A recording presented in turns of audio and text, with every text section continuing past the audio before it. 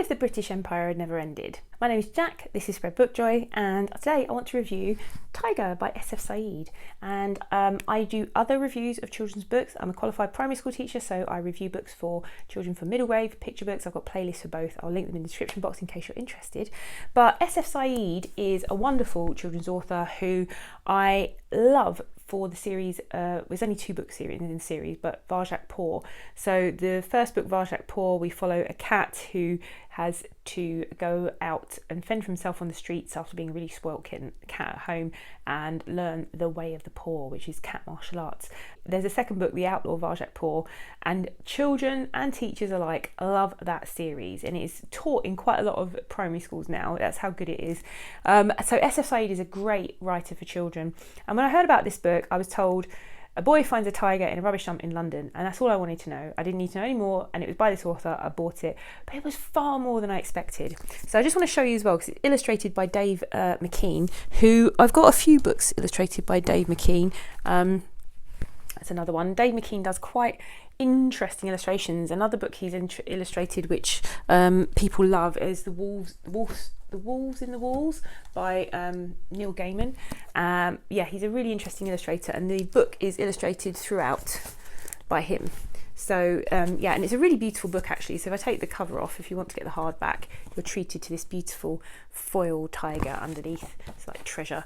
I love children's books for those very reasons. They're just always so beautiful. I thought this was going to be, you know, a magical, whimsical kind of adventure. Yes, lovely. It's actually a lot more than that. So it's a dystopian book. It's a dystopian book at heart, and it's about colonialism and prejudice and overcoming all of those things. This is kind of an alternate version of London where the British Empire is still going. Britain rules most of the world, and they still are in charge of vast swathes of it, and they treat most of the citizens who are not ethnically British as second-class citizens. Editing Jack here. Some of you might have spotted, as I did when I was editing, that I said ethnically British, and I just want to point out, being British is not an ethnicity. Being British is a nationality, much like being American is a nationality. Your ethnicity, your heritage, is different. So I just wanted to point that one out, because I don't know why I said ethnically British. That makes no sense. And the main character in the book is a boy called Adam, who is from somewhere in the Middle East. And in this version of modern day, or some kind of not too distant from now future in London, there other parts of the world we don't know a huge amount about. And he doesn't know a whole lot about his background, because he's born in London. He knows his parents are from the Middle East, but he doesn't know exactly where. And the parents don't want to talk about it because there's some controversy about it. And they live in a part of London that is fenced off from other parts of London, but because they own a shop where they sell paper and other things that they make, he's allowed to go out into the other parts of London to do deliveries, and he has to go through a military checkpoint in order to do that. And each time he goes, he is questioned about where he's from. Even though he's from London, he's born in London, and he doesn't really know anywhere else. That's all he's known. So he has to run this gamut of prejudice and racism whenever he leaves that sort of poor quarter that they're confined to. And one day he's out doing a delivery, and it's the very start of the book, he discovers a tiger in a dump when he's about to be robbed by someone, and this tiger rescues him, and this tiger can talk. Now, tigers at this point, in this alternate version of London, it seems that animals have become extinct. So it might be a bit sort of a distant dystopian future where a bit further down from where we are now currently, and there's climate change and things like that, and there are lots of animals that have become extinct, apart from some that are in menageries owned by rich people. So the kind of London seems very Victorian in its class system and the way things are. There's the way that there are no rights. So just imagine if the empire had just carried on the way it had done, the way it was. So it's kind of like that. And this tiger promises and shows him different powers and shows him a way that he can help the tiger get back to where it's from, because if he doesn't, the tiger might die.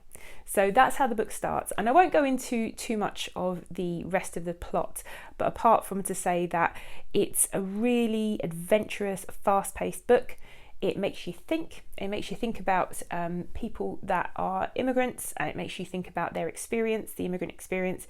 It makes you think about colonialism and the effects of empire. So whilst it's a great children's book full of adventure, full of magic, and full of really exciting events, it's also a book that I think is very thought-provoking and very necessary, unfortunately, but it is. Editing Jack here. Just first of all, apologies for this weird picture. It's just a strange filter that my editing software puts on these stills I've been taking to do my voiceovers. But I've just wanted to come in here and say that it is, as I'm filming this, it is August of 2024, and for the past week, over a week, we have had violent protests, anti-immigration protests here in the UK based on misinformation spread by people online following the horrific stabbing incident in Southport last week, in which some young girls lost their lives, and some misinformation was spread quickly online by far-right activists who wanted to push an anti-immigration agenda.